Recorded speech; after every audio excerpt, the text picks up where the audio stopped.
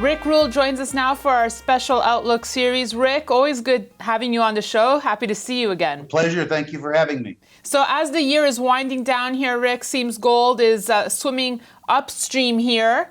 How do you see the metal setup as we're about to embark on 2017 here? It seems to me that there is continued U.S. dollar strength, not so much as a consequence of the 25 basis point raise in the overnight markets, but really, I think, more in response to the 10-year yield going up from a low of 130 basis points to 230 basis points.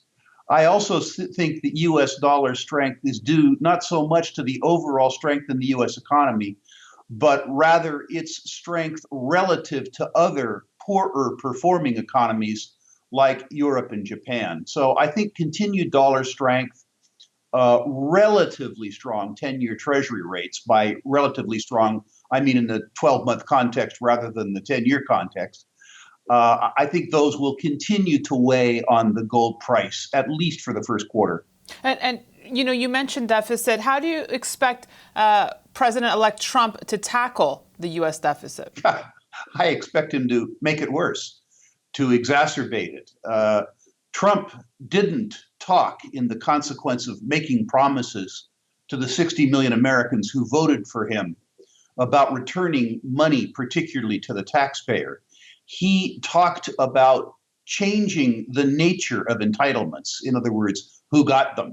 He didn't talk about making the Obamacare smaller. He talked about making it better. He didn't talk about trimming the Social Security deficit. He did talk about spending an extra $1.5 trillion at the same time that he proposed a radical reduction in the tax rate.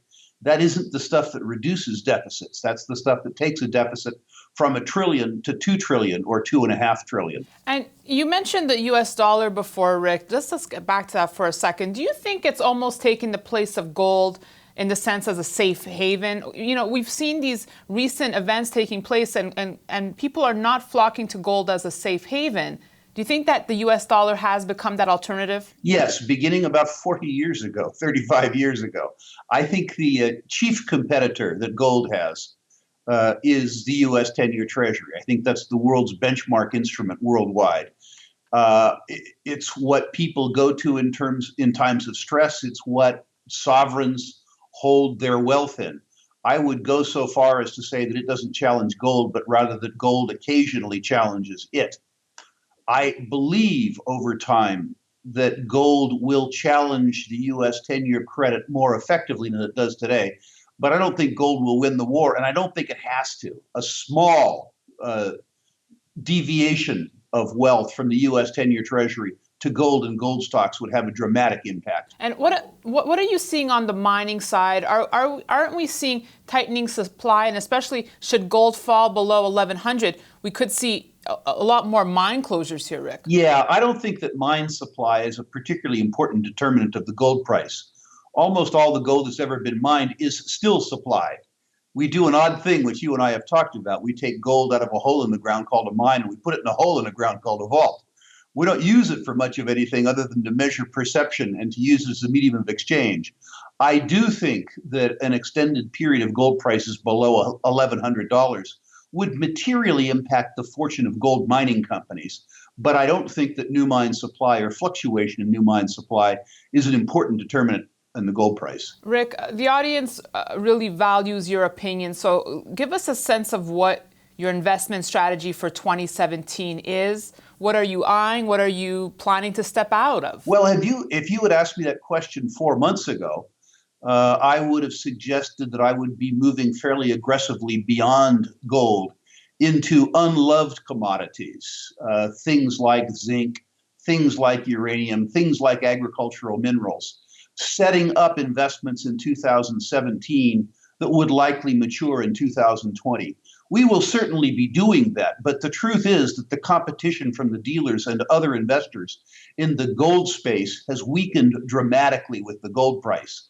And the consequence of that is that we will attempt, where possible, to provide capital on mutually advantageous terms across the commodity spectrum. So we will be in the precious metal space. as well as moving beyond precious metals into industrial materials where we see a real strengthening of prices, commodity prices and equity prices in 2019 and 2020. We'd like to prepare for that in 2017. You're buying into companies dealing with industrial metals? Yes, we are looking to do that. We are looking to help position a few teams acquiring assets that will be turned to account in 2019, 2020, and doing it in 2017 where there's so little investor interest. Any stocks you can name, Rick, that you're liking? No, you have a very broad audience, I'm afraid, and I wouldn't want to tip my hand to all my competition, which loves watching you. All right, Rick. Well, I wish you continued success in 2017. And for all those asking, we will be doing the 45-minute special with Rick Rule the first quarter of 2017. So we're planning for that, right, Rick? I'm looking forward to doing that with you. Thank you. And thank you for watching. We'll have more of our Outlook series, so be sure to stay tuned to Kitco.com. Thanks for watching.